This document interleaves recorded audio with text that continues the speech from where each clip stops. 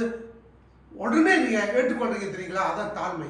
இப்போ நம்ம பார்க்குறது இதை சொன்ன ஒவ்வொன்றும் நம்ம ஆதி பெற்றோர்களுக்கு காணப்பட்டது. நம்ம அம்மா அப்பா செஞ்ச தப்பு நம்ம செய்யக்கூடாது. Book of Mark chapter 7 verse 21 to 22. எப்படி எனில் மனுஷருடைய இருதயத்திலிருந்து பொல்லாத சிந்தனைகளும் விபசாரங்களும் வேசித்தனங்களும் கொலைபாதங்களும் களவும் பொருள் ஆசைகளும் துஷ்டத்தனங்களும் கபடும் காம விவகாரமும் வன்கண்ணும் தூஷணமும் பெருமையும் மடிக்கேடும் புறப்பட்டு வரும். பாவத்தை நம்ம இருக்கிறோமா இல்லையான்னு எப்படி கண்டுகொள்ளலாம்னாக்கா, பொல்லாத சிந்தனைகளும் விபச்சாரங்களும் வேசித்தனங்களும். இங்க விபச்சாரம் என்று சொல்லும்போது ஆம்பளைங்க செய்யற தப்பு, ஆம்பளைங்க செய்யற பாவம். வேசித்தனம் என்பது பொம்பளைங்க செய்யற பாவம். கொலை பாதகங்களும் களவுகளும், களவுன திருடு, பொருள் ஆசைகளும் துஷ்டத்தனங்களும் கபடும் காம விகாரமும் வன் கண்ணும். வன் கண்ணு என்று சொன்னா ஒரு வஞ்சகமான கண்ணு, எரிச்சலின் கண்ணு. அவங்க எப்படி நல்லா இருக்க முடியும்? அவங்க எப்படி நல்லா இருக்க முடியும்? அவங்க எப்படி என்னோட அழகா இருக்க முடியும்? அவங்க எப்படி அவர் எப்படி என்னோட சம்பளம் கூட இருக்க முடியும்? ஒரு கண்ணுலயே பார்த்து செய்யறது பாவம், எரிச்சல் அடையிறது. நம்ம வாழ்த்து வந்து சொல்றதுக்கு முன்னுக்கே, செய்யறதுக்கு முன்னுக்கே மனசுக்குள்ளாக அதை தீர்மானம் பண்ணியாச்சு. இருதயத்தில் நீ நினைக்கிற எல்லா விதமான பாவமும் செயல் வழியாக வருது. வார்த்தை வழியாக, பார்வை வழியாக, அப்படியாக வருகிறது. பேச்சு வழியாக நம்ம கவனமா இருக்க வேண்டும் என்று ஆண்டவர் சொல்கிறார். அடுத்தது மன்னிக்கப்படாத பாவம். எல்லா பாவமே மன்னிச்சிருவான்னு சொல்ல முடியாது. எஸ், ஆண்டவர் வந்து இந்த காலகட்டத்தில் ஆண்டவர் மன்னிக்கிறாரு. மன்னித்து ஆண்டவர் உங்களை வந்து மனு திருந்தல் கொண்டு வந்து கொண்டிருக்க. மனம் ஒருங்கி ஆண்டவரே என்னை மன்னிச்சிருக்க ஆண்டவரே, நீ செய்ய மாட்டேன் தீர்மானம் எடுத்து வரும்பொழுது நீங்க வந்து காரியத்துக்காக நீங்க மன்னிப்பை கேட்கிறீங்களா? முழு மனதோடு உண்மையா மாறணும் மன்னிப்பு ஆண்டவருக்கு தெரியுங்க. நீங்க பாஸ்டரும் சரியோ யாருக்கே சம்மந்தப்பட்ட ஒட்டியோ நீங்க சரி மன்னிச்சு ஐம் சாரிலா. சில பேர் நீ சாரின்ற வார்த்தை எதுமா காரியம் சாதிக்கிறதுக்காக சொல்ற வார்த்தை. ஓ, இந்த நேரத்தில் சாரி கேட்டு சமாதானம் ஆயிடலாம், ஏன்னா காரியம் ஆகணும். ஆனா முழு மனதோடு சாரின்ற வார்த்தை என்னதுங்களா? வெக்கப்பட்டு அவமானப்பட்டு வேதனைப்பட்டு இனி நான் செய்ய மாட்டேன்னு ஒரு தீர்மானம் எடுத்து பிறகு வந்து சொல்ற வார்த்தை தான் சாரி. இப்ப சாரி என்ற வார்த்தை வந்து இது சும்மா கச்சாபத்தை சாப்பிட்ற மாதிரி ஆயிடுச்சு. எதுக்கு தான் சாரிக்கு வெளிவு இல்லாம போச்சு. சாரி நீங்க சொல்லும் பொழுது மனம் நொந்து போய் வேதனைப்பட்டு இனிமேல் நான் அதே மாதிரி செய்ய மாட்டலாம் அப்படின்னு வெறுத்துட்டு அப்புறம் வந்து சொல்ற வார்த்தை தான் சாரி. அதே மாதிரி நீ ஆண்டுகிட்ட பாவம் பண்ணி கேட்கும் பொழுது முழு மனதா நீ மனம் திரும்பி வந்து கேட்கும் போது ஆண்டு மன்னிக்கிறார். ஆனா சில பாவத்தை நீங்க என்னதான் வந்து மனமுழுங்க வந்து கேட்டாலும் ஆண்டு மன்னிக்க மாட்டாங்க. அது என்ன பாவம்னாக்கா, book of Matthew chapter 12 verse 31 வாசிப்போம்.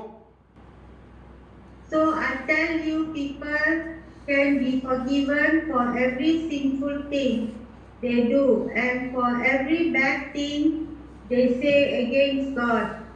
But anyone who speaks against the Holy Spirit will not be forgiven.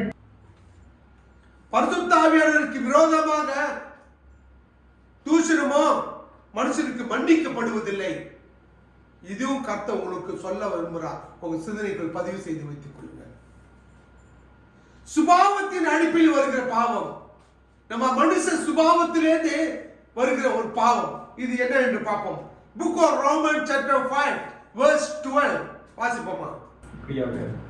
ஒரே மனுஷனாலே பாவமும் பாவத்தினாலே மரணமும் உலகத்திலே பிரவேசித்தது போலவும் எல்லா மனுஷருக்கும் பாவம் செய்தபடினால் மரணம் எல்லாருக்கும் வந்து போலவும் இதுவும் ஆயிற்று. அந்த ஆதாம்னா மனுஷன் எல்லாருக்குள்ளாகவும் அவருடைய சுபாவத்தின் அடிப்படையிலே, ஆதாமின் பாவ சுபாவத்தின் அடிப்படையிலே மனுக்குலம் யாவுமே பாவத்துக்குள்ளாகி விட்டார்கள் என்று சொல்லப்படுகிறது. சமுதாயம் சொல்லுவோம் இல்லையா, இந்த புள்ள அசல் அந்த அம்மா மாதிரியே கத்துது, அங்க அம்மா மாதிரி வீடு கத்துது, அப்பா மாதிரி இப்படி கோவப்படுது, அவங்க தாத்தா மாதிரி அப்படி செய்யுது, அவங்க பாட்டி மாதிரி இது மாதிரி செய்யுது அப்படி சொல்ல கேட்டிருக்கோம் இல்லையா. இது சுபாவத்தின் அடிப்படையில் வருகிற காரியமா இருக்கிறது. அது போலதான் நம்ம செய்கிற ஒவ்வொரு பாவ சுபாவமும் இது ஆதாமிடத்தில் இருந்து வந்தது.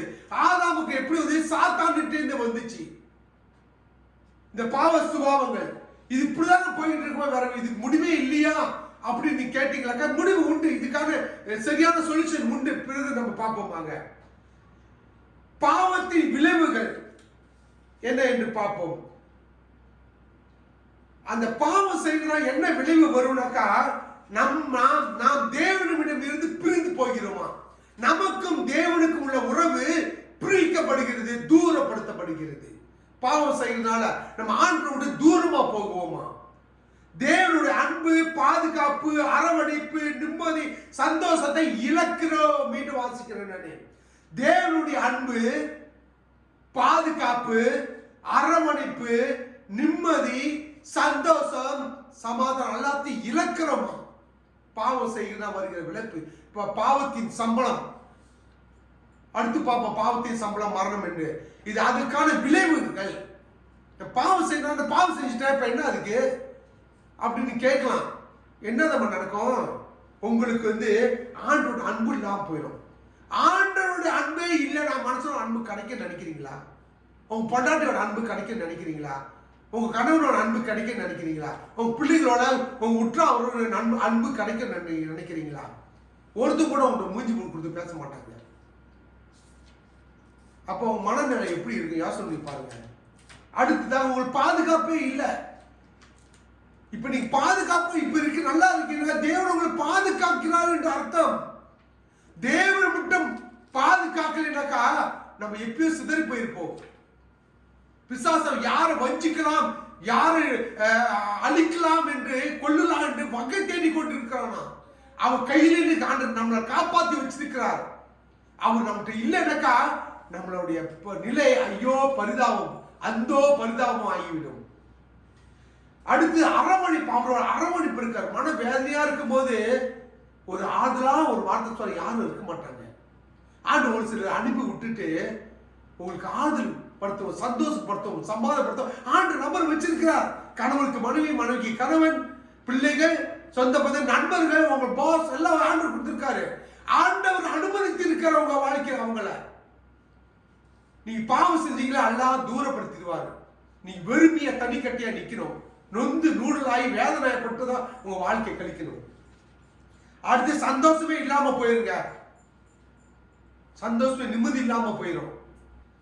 59:2 உங்கள் அக்கிரமங்களே உங்களுக்கும் உங்கள் தேவனுக்கும் நடுவாக பிரிவினை உண்டாக்குகிறதா.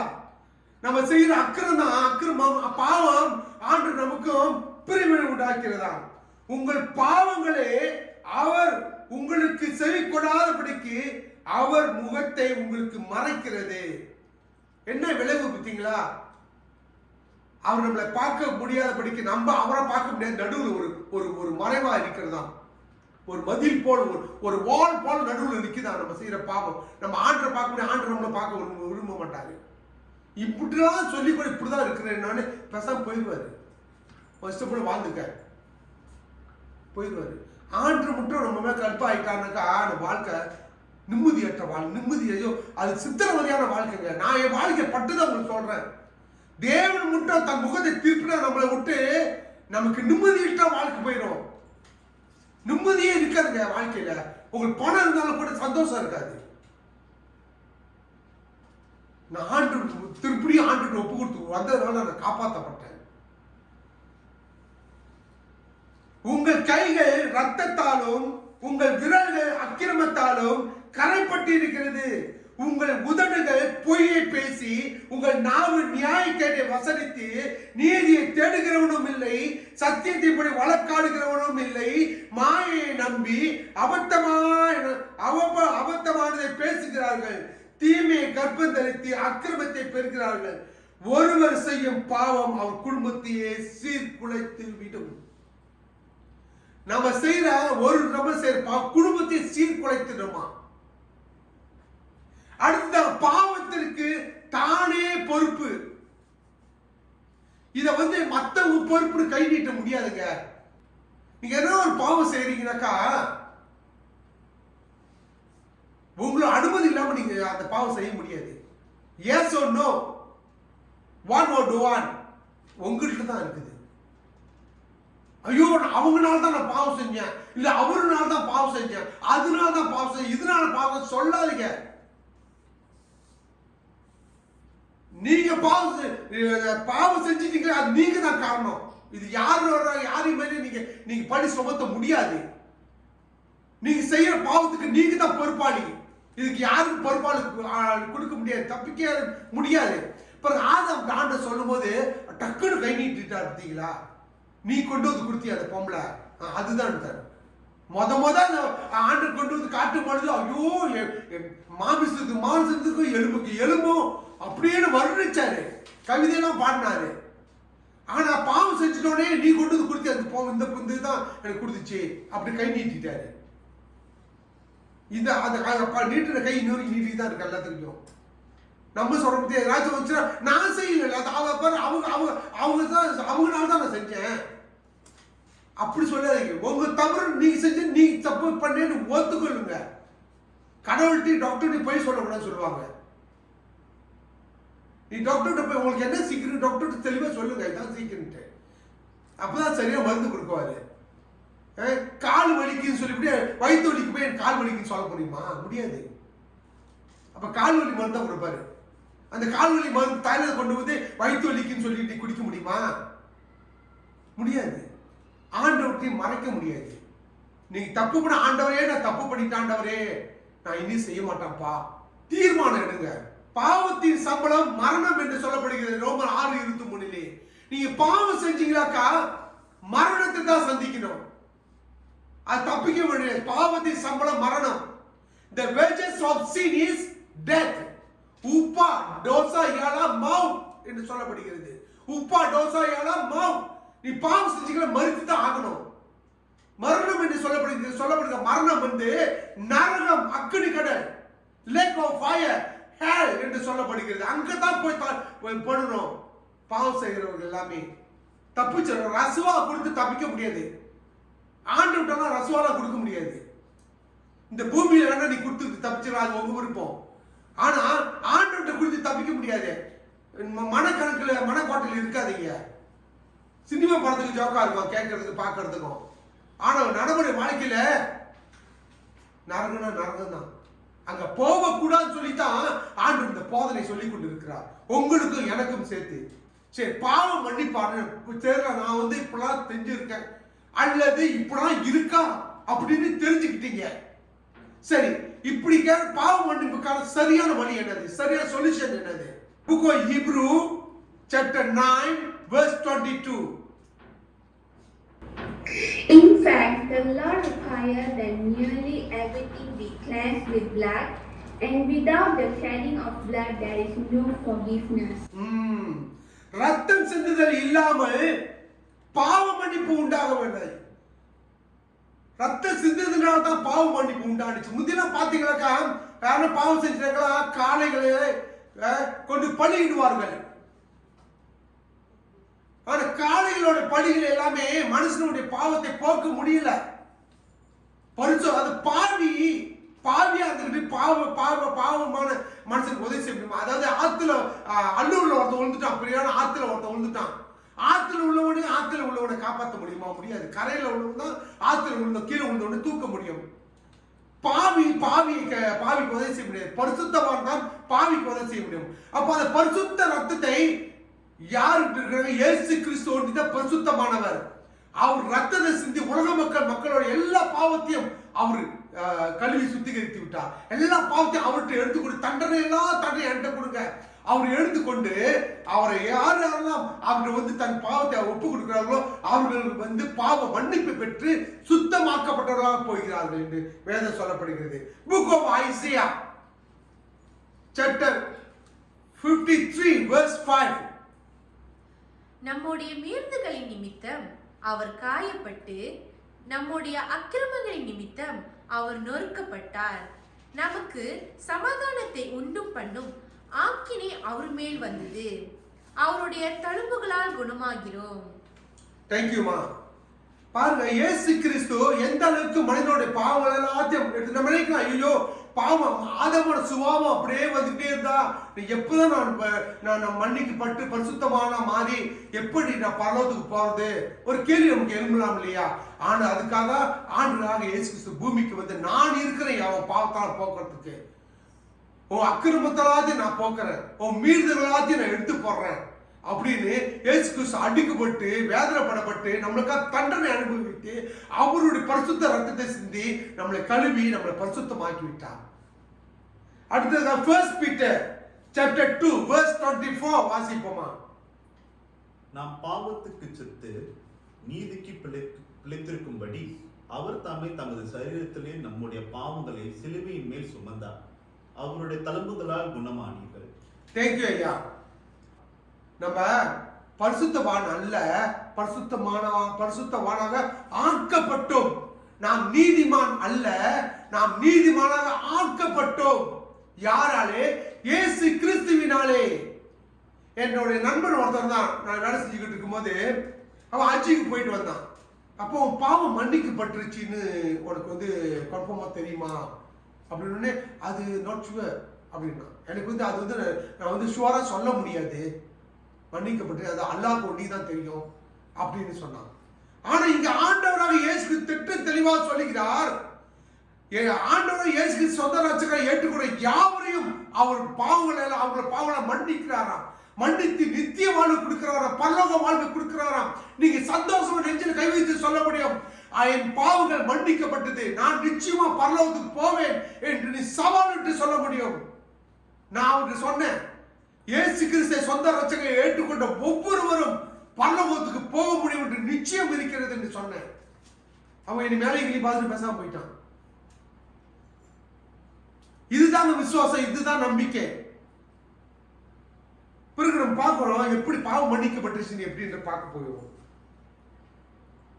ஒன்று கன்ஃபார்மா தெரிஞ்சிருச்சு, இந்த பாவத்துக்கு மன்னிப்பு இயேசு கிறிஸ்துவ மூலியமா தான் கிடைக்கும்.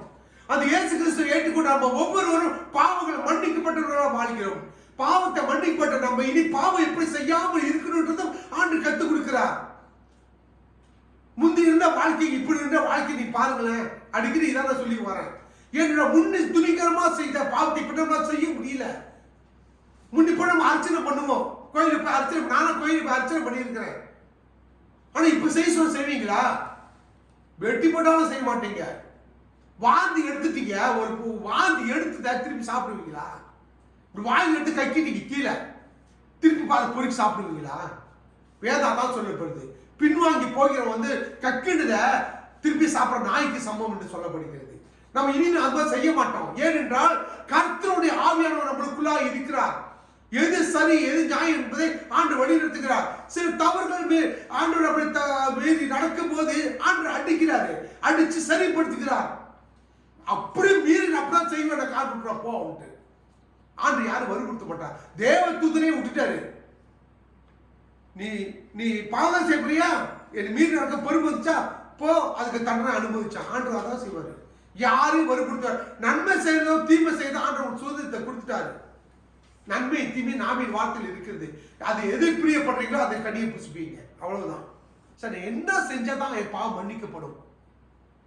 இந்த கேள்வி ரொம்ப பேர் இருக்கு. சில பேர் போறாங்க மலைகள் மேலே தவம் எடுக்கிறாங்க, என் பாவம் மன்னிக்கப்பட்டுச்சா, திரும்பி வரும்போது கேட்கும்போது சோகமா தான் வராங்க. பாவம் மன்னிக்கப்பட்டுச்சு அவங்களுக்கு வந்து நம்பிக்கை இல்லாம இருக்குது, நிச்சயம் பாவம் மன்னிப்பு நிச்சயம் இல்லாம வாழ்ந்து கொண்டிருக்கிறார்கள். ஆனா கிறிஸ்தவருக்கு ஆண்டு திட்டமா சொல்லிக்கிறார், இயேசு கிறிஸ்துவை ஏற்றுக்கொள்ற இந்த வீடியோ பார்த்துக்கிட்டு இருக்கவங்க யாருக்கும் இதைத்தான் சொல்ல விரும்புறேன். இயேசு கிறிஸ்துவை ஏற்றுக்கொள்ளும் பொழுது அவர் உங்க பாவத்தை முற்றிலுமாக கழுவி சுத்தப்படுத்தி உங்க புதிய மனிதனை மாற்றுவது அதிக நிச்சயம் ஆதாரபூர்வமாக ஆண்டவர் சொல்லி வச்சு போயிருக்கிறாங்க. இனி எதுக்கு தாமதிக்கிறீங்க? உங்களுக்கு ரட்சிப்பு உண்டு, உங்களுக்கு நிம்மதி உண்டு. இயேசு கிறிஸ்துவே அந்த பாவ மன்னிப்பின் தேவனா இருக்கிறார். பாவத்தை மன்னிக்க மனுக்குமாரனுக்கு அதிகாரம் உண்டு என்று நீங்க அறியும்படிக்கு என்று வசனம் போடப்பட்டிருக்கிறது. சரி, முதல்ல பாவ மன்னிப்பு எப்படி பெறணும்னாக்கா, தான் பாவி என்று முதல்ல நீங்க பாவி என்று நீங்க ஏத்துக்கணுங்க. நீங்க பாவின்னு ஏத்துக்குங்க. ஏத்துக்கிட்டு ஆண்டவர்கிட்ட சொல்லுங்க, ஆண்டவரே நான் பாவி, நான் பாவம் பண்ணிட்டேன் ஆண்டவரே, நான் தெரிஞ்சே செஞ்சேன் ஆண்டவரே. அதான் சொன்னது போல பாவம் வந்து தெரியாம இல்லை, அவங்களுக்கு தெரியும். தெரிஞ்சு கஞ்சாடியா தெரியாதது போல செஞ்சுக்கிட்டு இருப்பீங்க. யாராச்சும் தெரியாம கத்திட்டு குத்திட்டேன்னு சொல்லுவீங்களா? நீ கத்திட்டு குத்துட்டு அவன் சாகணுன்றதுக்கு தானே. விளையாடுக்கா குத்துனீங்க? அவன் குத்துற செத்துவான்னு தெரியும், ஐயோ நான் தெரியாம செஞ்சு சொல்ல முடியுமா? இப்படிதான் நாமே ஆதரப்படுத்திக்கிட்டு இருக்கோம். தப்பிக்கிறதுக்கு சில ரீசன்ஸ் சொல்லிக்கிட்டு இருக்கிறோம். நீ உண்மையை ஏற்றுக்கொள்ளுங்க.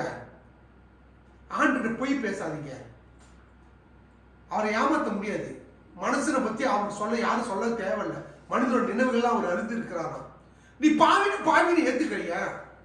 என்னை மன்னிச்சிருக்காரு, நான் தெரிஞ்சே செஞ்ச ஆண்டவரே, என்னை மன்னிச்சிருக்க ஆண்டவரே, இனி நான் செய்ய மாட்டேன் என்று மனதுருக்கி செய்யும்போது கேட்கும்போது அவர் மன்னிக்கிறவராக. முதலாவது என்னது? முழுமையாக பாவி என்று ஏற்றுக்கொள்ளணும். முதல்ல நான் பாவி, நீங்க பாவி என்று ஏற்றுக்கொள்ளணும். இரண்டாவது ஆண்டவராக இயேசு கிறிஸ்துவை சொந்த ரட்சகராக ஏற்றுக்கொள்ளுங்கள். முதல் பாவத்தை அறிக்கை செய்யணும். ஆண்டவரே நீங்க கடவுள் தெரிஞ்சு போச்சு, பாவத்தை மன்னிக்கிறதுக்கு உம்மால் ஒண்டிதான் முடியும். ஏன்னா நீங்க தான் பரிசுத்தர், வேற யாரையும் அந்த இடத்துல யாரையும் வைக்க முடியாது. நல்லா ஆராய்ச்சி பண்ணி பாருங்க. எல்லாத்தையும் ஆராய்ச்சி பண்ணி பார்த்துட்டு பரிசுத்தமான யாராச்சும் ஒரு கடவுள் இருக்காரு, அவரை போய் நம்புங்க. எங்கேயுமே கிடைக்கலையா? இயேசு முன்னுக்கு நிக்கிறாரு. அவர்கிட்ட சொல்லுங்க, ஆண்டவரே பாவத்தை மன்னிங்க ஆண்டவரே. ஏன்னா அவர் பரிசுத்தம், அவருடைய பாவமே கண்டுபிடிக்க முடியும். அவரே கேட்கிறாரு, என்னில் பாவம் ஒன்று இருக்குன்னு யாரா சொல்ல முடியுமான்னு கேட்கிறாரு. நம்மள ஒரு ஆளு சொல்ல முடியுமா? அவர்கிட்ட போயிட்டு சொல்ல அறிக்கை செய்யுங்க. நீங்க பாவியின் அறிக்கை செய்யுங்க. அந்த இயேசு கிறிஸ்துவை உங்களுக்கு சொந்த கடவுளாக ஏற்றுக்கொள்ளுங்க. சொந்த கடவுளாக ஏற்றுக்கொண்ட அடுத்த ஸ்டெப், நீங்க அந்த ஆண்டவருடைய போதனைப்படி நீங்க வாழ வேண்டும். முதல்ல பாவத்தை அறிக்கை செய்ய வேண்டும், அந்த கடவுளை ஏற்றுக்கொள்ள வேண்டும், அவருடைய போதனைகள் படி வாழ வேண்டும். அவ்வளவுதான். உங்க பாவம் மன்னிக்கப்பட்டுச்சு, நீங்க பரலோகம் போவது நிச்சயம். மேபி அப்படின்னு இல்ல, கன்ஃபார்ம் நீங்க பரலோகத்துக்கு போவீங்க. அடுத்ததாக பாவம் மன்னிக்கப்பட்டது என்று எப்படி அறிந்து கொள்வது? பாவம் மன்னிக்கப்பட்டுச்சு சொல்றீங்க, மன்னிக்கப்பட்டுச்சு எப்படி நான் தெரிஞ்சுக்கிறேன் பாவம் மன்னிக்கப்பட்டுச்சு? First John chapter 1 verse 9. நம்முடைய பாவங்களை நாம் அறிக்கையிட்டால் பாவங்களை நமக்கு மன்னித்து எல்லா அநியாயத்தையும் நீக்கி நம்மை சுத்திகரிப்பதற்கு அவர் உண்மையும் நீதியும் உள்ளவராக இருக்கிறார். ஹalleluya, ஆமென். நம்ம பாவத்தை அறிக்கையிட்டாக்கா நம்மளை மன்னித்து நம்ம அநியாயத்தெல்லாம் நீக்கி அநியாயத்தெல்லாம் நம்மளை விட்டு எடுத்துடுறாங்க. நம்ம வாழ்க்கை மாற்றப்பட்டதை நம்மளால உணர முடியும். தண்ணி தாகம் குடிச்சோன்னு அப்பா தண்ணி தாகம் தேர்ந்து சொல்றோம் இல்லையா? நம்ம பாவம் கழுவப்பட்டதை நம்மளால பார்க்க முடியும், உணர முடியும். எப்படின்னாக்கா உங்களுக்குள்ளாக ஒரு சந்தோஷம் வர ஆரம்பிக்கும். உங்க முகத்துல ஒரு கலை இருக்கும், உங்க செயல்ல ஒரு நம்பிக்கை இருக்கும், ஒரு கான்ஃபிடென்ட்டா இருப்பீங்க, சந்தோஷமா இருப்பீங்க, நிம்மதியான ஒரு வாழ்க்கை, நிம்மதியான ஒரு தூக்கம். இது உங்க பாவங்கள் மன்னிக்கப்பட்டதுக்கு ஒரு அடையாளங்கள் ஒன்று. அதிகமா ஜெபம் பண்ணுவீங்க, ஆண்டவரோடு பேசுவீங்க, அதிகமா வேதவாசம் வாசிப்பீங்க. இத பாவம் மன்னிக்கப்பட்டவர்களின் ஒரு அடையாளங்கள். பாவம் என்னது அப்படின்னு பார்த்தோம். பாவத்தின் தொடக்கம் எங்கேது தொடங்கப்பட்டுச்சுன்றது பார்த்தோம். நம்ம மனிதனுக்குள் பாவம் எவ்வாறு தொடங்கினது என்று பார்த்தோம். மன்னிக்கப்படாத பாவங்கள் என்ன என்று பார்த்தோம். சுபாவத்தின் அடிப்படையில் வருகிற பாவங்கள் என்ன என்று பார்த்தோம். பாவம் செய்தனால் வருகிற விளைவு என்ன என்றது நம்ம பார்த்தோம். அப்புறம் பாவத்திற்கு யாரும் பொறுப்பு இல்லை, நாம தான் பொறுப்புன்றது குறித்தும் நம்ம பார்த்தோம். பாவம் மன்னிப்புக்கு சரியான வழி, பாவம் சொல்லிட்டு இருக்கீங்க, அதுல ஏதோ ஒரு சொல்யூஷன் வேணும்னு தப்பிக்கிறதுக்கு அப்படின்றது குறித்து நம்ம பார்த்தோம். பாவம் மன்னிப்பு பெறதுக்கு என்ன செய்யணும் அப்படின்றது குறித்தும் பார்த்தோம். பாவம் மன்னிக்கப்பட்டது எப்படி நான் எனக்குள்ளாக நான் நிச்சயித்து கொள்கிறது என்று பார்த்தோம். சோ இறுதியாக நம்ம பார்ப்போம், பாவம் தேவனுக்கு விரோதமான பகை. நீதிமொழிகள் 4வது அதிகாரம் 23வது வசனம் வாசிப்போமா? Be careful how you think. Your life is shaped by your thoughts. எல்லா காவலோடும் இருதயத்தை காத்துக் கொள்ளுங்கள், உங்களுடைய இருதயத்தை எல்லா காவலோடு காத்துக் கொள்ளுங்கள் என்று வேதம் அறிவுறுத்துகிறது. நம் எண்ணங்கள் எங்க போகுதோ அங்குதான் நாம் செல்வோம். நீங்க என்ன நினைக்கிறீங்க, என்ன நினைக்கிறீங்க, அங்கதான் நீங்க அதை நோக்கிதான் போய்கிட்டு இருப்பீங்க. தேவனுக்கு விரோதமான காரியங்களை நீங்க நினைச்சு கொண்டிருந்தீங்களா, தேவனுக்கு விரோதமான காரியத்தை நீங்க செய்வீங்க. தேவனுக்கு பிரியமான காரியங்களை நீங்க நினைச்சு கொண்டிருந்தீங்களா, அந்த பிரியமான காரியத்தை தான் நீங்க செய்வீங்க. உங்க மனசு எங்க போதோ அதை தான் செஞ்சு கொண்டிருப்பீங்க. நல்லதே நினைப்போம், நல்லதே செய்வோமே. கசப்பின் வேறு கண்ணுக்கு தெரியாது. உள்ளத்துல கசப்பான பீட்டனஸ் வச்சிருந்தீங்க, அது கண்ணுக்கு தெரியாது. ஆனா உள்ளுக்கு இருந்தே அது வேலை செய்யும். பாவம் அதுமா தான். நம்ம உள்ளத்தில் பாவ எண்ணங்கள் வச்சு கொண்டிருந்தோம்னாக்கா அது வெளியே தெரியாது, கண்ணுக்கு தெரியாது. போவ அது நம்மளையே அழுத்தி கொண்டு வரும், அழிச்சிடும். பாவத்தை வெறுக்கும் மனப்பான்மையை உண்டாக்கி கொள்ள வேண்டும். உங்களுக்கு நீங்க ஒரு தீர்மானம் எடுக்கணும். இனி பாவத்துல மன்னிச்சுட்டா, இனி நான் பாவம் செய்ய மாட்டேன். ஒரு தீர்மானம் உனக்கு வரணும். சிகரெட் அடிச்சுட்டே இருப்பீங்க, ஏற்கனவே நான் சொல்லுவேன், சிகரெட் குடிச்சுட்டே இருப்பீங்க. திடீர்னு பார்த்தவங்க சிகரெட் யாரோ வச்சுட்டு போயிடுவாங்க, லைட்டரும் வச்சுட்டு போயிடுவாங்க சேர்த்து. அதை எடுத்து குடிக்க தோணும். குடிக்கிறீங்க, ஸ்மோக் பண்ண போறீங்களா இல்லையான்னு உங்களுக்கு தீர்மானம். அடைச்சி வேணாம் அப்படி சொன்னீங்களாக்கா அதுதான் நீங்க பாவத்தை வெறுத்துட்டீங்க. ஆமா, யாருமே பார்க்கல, யாரும் ஃப்ரீயா வர்றதுக்கு தான் லைட்டரோட வச்சுட்டு போயிருக்காங்க. பிசாசு இப்படிதான் பண்ணுவான். பாவம் செய்யறதுக்கு வழிகளை ஏற்படுத்தி கொடுப்பான். செய்யவதோ செய்யாத உங்க கையில தான் இருக்குது. எபேசியர் 4வது அதிகாரம் 31வது வசனம். சகல விதமான கசப்பும் கோபமும் மூர்க்கமும் கூக்குரலும் தூஷணமும் மற்ற எந்த துர்க்குணமும் உங்களை விட்டு நீங்க கடவுது. ஆண்டு பிடிக்காதது செய்யாது, அதுதான் பாவம். எபேசியர் 4:24 இப்படியா சொல்லப்படுகிறது, புதிய மனுஷனை தரித்துக் கொள்ளுங்கள். புதிய மனுஷனை தரித்துக் கொள்ளுங்கள். இவ்வளவு நாள் இருந்த அந்த பழைய மனுஷனை மறந்துருங்க. ஒவ்வொரு நாளும் நீங்க புதிய மனுஷனாவே மாறிக்கொண்டே வர வேண்டும். நான் சொல்ல நீங்க 100% சரியா இருப்பீங்கன்னு. சூழ்நிலை காரணமாக சில சறுக்குதல் ஏற்படலாம், ஆனா சரிப்படுத்திக் கொண்டே வாருங்கள் என்று சொல்லுகிறேன். சரிப்படுத்திக் கொண்டே வாருங்கள். கர்த்தர் நிச்சயம் உங்களை ஆசீர்வதிக்க வழி நடத்த வல்லமை உள்ளவராக இருக்கிறார். God bless you. ஜெபம் செய்வோமாக. நல்ல பிதாவே, துதிக்கிறோம் ஆண்டவரே. ராஜா, இந்த நாளுக்காக நேரத்துக்காக நன்றி ஆண்டவரே. நீ எங்களோடு இருந்து பேசிய ஒவ்வொரு வார்த்தைக்காக நன்றி ஆண்டவரே. சகலமும் படைத்தவரே, சர்வ வல்லவரே, ரத்த சிந்தைகளை மீட்டவரே, பாடுகள் பலப்பட்டு வேதனைகளை பல அனுபவித்து உள்ளதெல்லாம் எங்களுக்காக இழந்தீரே. இப்பேற்பட்ட நல்ல கடவுளை நான் கண்டு கொண்டோம் ஐயா. ஆண்டவரே, யாருப்பா எங்களுக்காக வருவா?